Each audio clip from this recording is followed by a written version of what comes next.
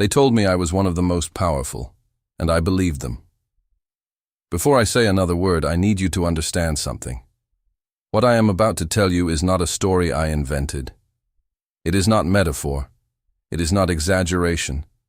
Every single thing I am about to describe, I lived it. I breathed it. I traded my soul for it, piece by piece, for over 2 decades. And there were moments, I am not ashamed to say this, where I did not know if I would ever come back. My name is not important. What is important is this.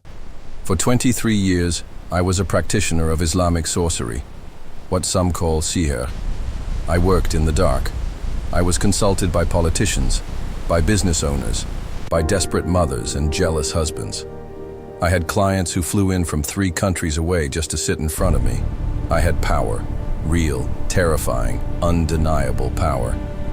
And the price I paid for it, you will understand by the time I am done. But let me start at the beginning. Because no one just wakes up one day and decides to open a door into darkness. Someone always shows you the door first. I was 12 years old when my uncle sat me down in the back room of his house, a room I had never been allowed to enter before. The walls were covered, not with paintings or photographs, with symbols, writings in Arabic, but not the Quran. Something that looked like the Quran, but twisted, inverted. Wrong in a way I could feel in my stomach before I could understand it with my mind.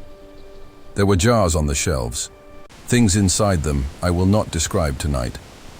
And there was a smell, sweet and rotten at the same time, like flowers left to decay in standing water. Even now, after everything, that smell still finds me in my dreams sometimes. My uncle told me I had a gift, that the men in our family had always had it, that our bloodline had made agreements he called bonds of service, with beings that existed outside the visible world, beings that could do things no human being could do. And he said it was time for me to learn, time for me to begin paying into that inheritance. I did not understand then what I was agreeing to. I was 12. He was the man I admired most in the world. I said yes. The first year was education. I memorized texts I was forbidden to write down or show to anyone. I learned how the names of entities worked, not the names humans gave them, but the names they answered to. There is a difference, a critical difference. The name a being tells you is a leash. Once you have it, you can call. And when you call, it comes. But, and this is what my uncle failed to fully explain to me, or perhaps what he understood too late. A leash works both ways. The moment the entity crosses into your space, the moment it responds to your call, a connection is made.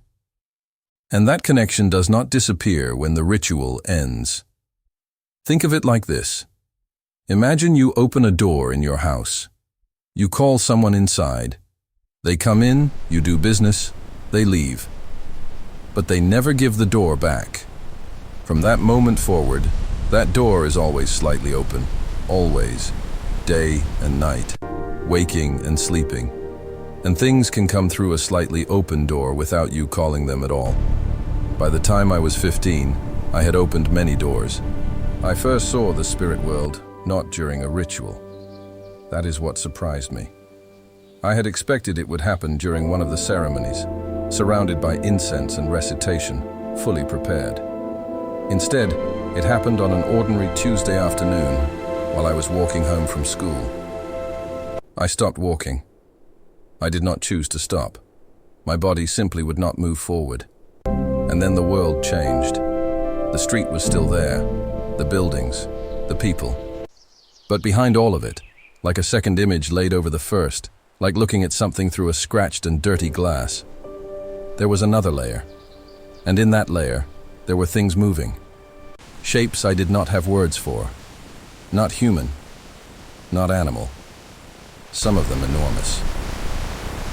I am talking about presences that seemed to occupy the space of entire buildings, crouching, patient. Some of them were small and fast, darting between the legs of people walking by, invisible to every person around me but completely visible to me. None of them paid attention to me. Not yet. I was new. I was small. But one of them, one of the larger ones, turned its head in my direction, and it saw me seeing it, and it smiled. I do not know how else to describe it. It did not have a human face, but the expression was unmistakable, the recognition, the interest. I ran home and did not speak for 2 days. When I told my uncle, he was not alarmed. He was pleased. He said this was the beginning of sight, that most practitioners go years before the veil becomes thin enough for true perception, that I was advancing faster than he had expected. He said this like it was a compliment. I have spent many years since then understanding that it was a warning he chose not to deliver. Over the following years, the sight became permanent. I could not turn it off. Right now, sitting here, I can tell you what it was like to see that second world overlaid on every single moment of your life, every meal, every conversation, every moment of trying to sleep, with the knowledge that you were being observed by things that did not wish you well. You develop a kind of armor, a dissociation. You learn to look at the visible world and keep the invisible in your peripheral awareness, the way you learn to ignore traffic noise in a city. You adapt, but adaptation is not the same as safety. I want to talk about the entities themselves, because I know this is what many of you came here to understand, and I will be as precise as I can, because precision matters when you are describing something that most people in the world have never and will never encounter directly. The beings I worked with were predominantly what Islamic tradition calls jinn, but that single word covers an enormous range of what I experienced. As much variation as you would find in the word animal. There are jinn that are barely more than instinct. There are jinn that are ancient beyond human reckoning, that have watched civilizations build themselves and collapse and build again. There are jinn that hate humanity with an intensity that makes the word hate seem insufficient. And there are jinn that do not particularly care about humanity at all, that work with sorcerers the way humans might work with a useful tool, without feeling, without preference, purely for their own ends. The ones I worked with most were of the second kind. Intelligent, strategic, and patient. Extraordinarily patient. The first time I was given a contract, a client who wanted to destroy a business rival, I was 19 years old. My uncle supervised. The ritual took 3 nights. On the second night I lost consciousness, not sleep. Consciousness. I was there, and then I was somewhere else entirely. What I saw in that space was not what I had been taught to expect. What I actually encountered was something I can only describe as a waiting room, an enormous, silent, cold space. And in it were others like me. Not physically, but their presences were there, suspended. People who had made contracts, people who were being used as channels. And standing at the edges of that space, watching all of us, were the entities, cataloging. I felt cataloged, like livestock being assessed. I woke up on the floor of my uncle's ritual room and vomited for an hour, but I stayed. I stayed because of what the work produced, because the results were real. The business rival's company collapsed within 4 months. My client was grateful. The money was significant. And I had felt, during those 3 nights of ritual, something that I can only call power. Even though I now understand that what I felt was not my power at all. It was borrowed. It was rented. And the interest rate was something I had not yet been told. The years that followed were years of escalation. As my reputation grew, so did the complexity of the requests. Healing, which was real. I watched tumors disappear. I watched infertility resolve in women who had spent years trying. But also harm, destruction of marriages, curses that followed families across generations, manipulation of minds. And I delivered all of it. I told myself I had boundaries. Every practitioner tells themselves that. But the truth is that when you are working with entities that do not share your concept of boundaries, the concept becomes increasingly theoretical. And then something happened that I had no framework for. Something that changed everything. I was 29 years old. I had a client who came to me for protection. She had left a marriage, and her former husband had hired another practitioner to work against her.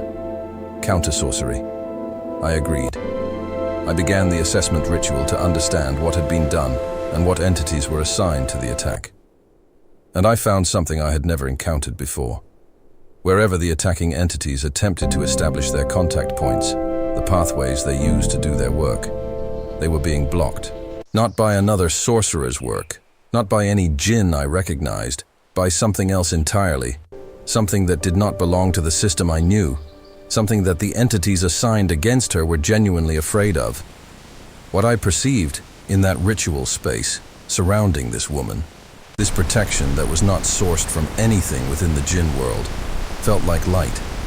Not visible light, not the light you see with your eyes. The only analogy I have is thermal, the way you feel heat from a fire without touching it. But this was not heat, it was presence. An enormous presence that was utterly unconcerned with me. Unconcerned in the way that the ocean is unconcerned with a candle. The entities working against my client saw it the same way I did, and they would not approach. They circled the perimeter of what surrounded her, the way predators circle fire, and they would not cross into it. I terminated the consultation and did not charge her. That experience planted something in me that took years to grow into understanding. Because I did not abandon my practice immediately. I tried to integrate what I had seen into my existing framework. I told myself there were simply more powerful jinn than I had access to. I spent 2 years trying to find the source of what I had witnessed. Every attempt failed. Not partially, completely. It was around this time that my health began to decline. The physical toll, the connections I had made, the open doors, were taking something from me that I could feel but not measure. I aged faster than I should have. I could not sleep more than 2 or 3 hours at a time.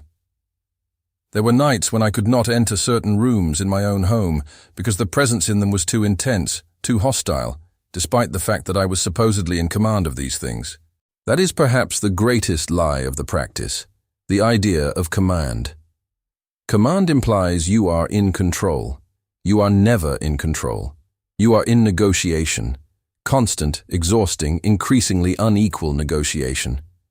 And the entities you negotiate with are infinitely older than you, infinitely more patient, and they have made these arrangements with thousands of people before you.